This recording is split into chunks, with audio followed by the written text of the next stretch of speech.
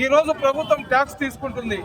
ఆ రోజుల్లోనే ముహమ్మద్ ప్రవక్త సల్లల్లాహు అలైహి వసల్లం గారు ఏదైతే ఫిత్రా జకాత్ తీసుకుని వచ్చి మన ధనికులు సంపాదించిన సంపాదనల నుంచి ఆ డబ్బులు ఏదైతే ఉన్నాయో అది పేదలకు ఇవ్వడానికి ఏదైతే తీసుకుని వచ్చినారో దాన్ని ప్రళయం దాకా ఎవరు కూడా మర్చిపోలేదు. అదేవిధంగా ఈరోజు మా క్రైస్తవ సోదరులు వచ్చి ఉన్నారు. యేసు ప్రభు గారు వాళ్ళకి చెప్పిన మాటలను ఏదైతే ఉన్నాయో అవి మనం కూడా ముస్లిమ్స్ కూడా మన గుండెల్లో పెట్టుకోవాలా. ఎందుకంటే వాళ్ళు యేసు ప్రభు అంటారు, మనం ఏదైతే జీసస్ గారు ఉంటారో వాళ్ళకి ప్రవక్త అంటాము. మనము యేసు ప్రభు చెప్పిన 5 కమాండ్మెంట్స్లో ఒక కమాండ్మెంట్ ఏంటంటే ఏ విధంగా మన శరీరాన్ని మేము ప్రేమిస్తామో, మా శరీరానికి ఏదైనా గాయం జరిగినప్పుడు మాకు ఏ విధంగా నొప్పి కలుగుతుందో ఎదుటి మనిషికి కూడా గాయమైనప్పుడు ఆ నొప్పి మాకు తగిలినట్టు ఉండాలని చెప్పి ఏదైతే మాటలు చెప్పారో ఈ ప్రళయం దాకా ఎవరు మర్చిపోలేరు.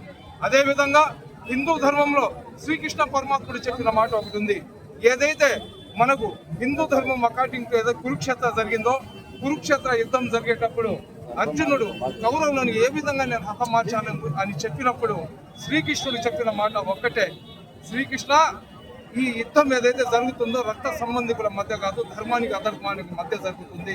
అధర్మం వైపు రక్త సంబంధికులు ఉన్నా కానీ వాళ్ళని సంహరించాలని చెప్పి ఈ భారతదేశంలో ముస్లింలు, క్రైస్తవులు, హిందువులు అందరూ అన్నతమ్ములాగా కలిసిమెలిసి జీవిస్తున్నామంటే ఈ భూమాత ఏదైతే భారతదేశ ఈ భరతమాత ఈ గడ్డ ఏదైతే ఉందో ఇక్కడ ఉన్న నీళ్ళు ఏంటంటే మనిషిలో కరుణ, కృప, ఆప్యాయత, ప్రేమ, అనురాగాలను పెంపొందించే ఈ తల్లి ఒడి అన్నమాట. ఇక్కడ ఎవరు వచ్చినా కానీ ప్రేమ అనురాగాలతో జీవిస్తారు. ఎందుకంటే ఇక్కడ ఒక కులం ఉండదు.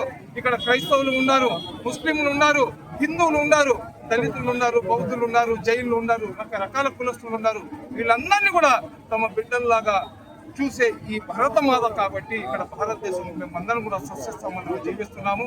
ఏదైతే ముహమ్మద్ ప్రవక్త ప్రపంచానికి శాంతి మార్గం చూపించినారో ఆ శాంతి మార్గంలో ప్రతి ఒక్కరు నడవాలని ఇంత ఘనమైన కార్యక్రమం చేయడానికి, అదేవిధంగా ఇంతమంది పాస్టర్లను అందరినీ పిలవడానికి ముందు నిలబడి నేను ఈసారి సర్వమత సమానత్వం అంటారు, దాన్ని వేదిక ఎలాగుండాలో చూపిస్తానని చెప్పి మా హాజీ అబ్దుల్ అజీజ్ గారు రాష్ట్ర ఉప చైర్మన్ గారు, అదేవిధంగా తాలిమే హునర్ ప్రదాత అతను పడిన కష్టం నిజంగా ఈరోజు మా కళ్ళ ముందర ఒక మూర్తిలాగా కనబడుతుంది. కాబట్టి నిజంగా అజీజ్ గారికి కూడా నేను ధన్యవాదాలు తెలియజేసుకుంటున్నా. ఇక్కడ వచ్చిన ప్రతి ఒక్కరి మీద అల్లా యొక్క కరుణ కృప ఉండాలని, ఈ భారతదేశంలో ఉన్న ప్రతి ఒక్కరు సుఖ సంతోషాలకు వర్ధిల్లాలని, మా భారతదేశం ప్రపంచంలో అగ్ర రాజ్యంగా అగ్ర దేశంగా నిలబడాలని అల్లా దగ్గర దుఆ చేసుకుంటూ సెలవు తీసుకుంటాం.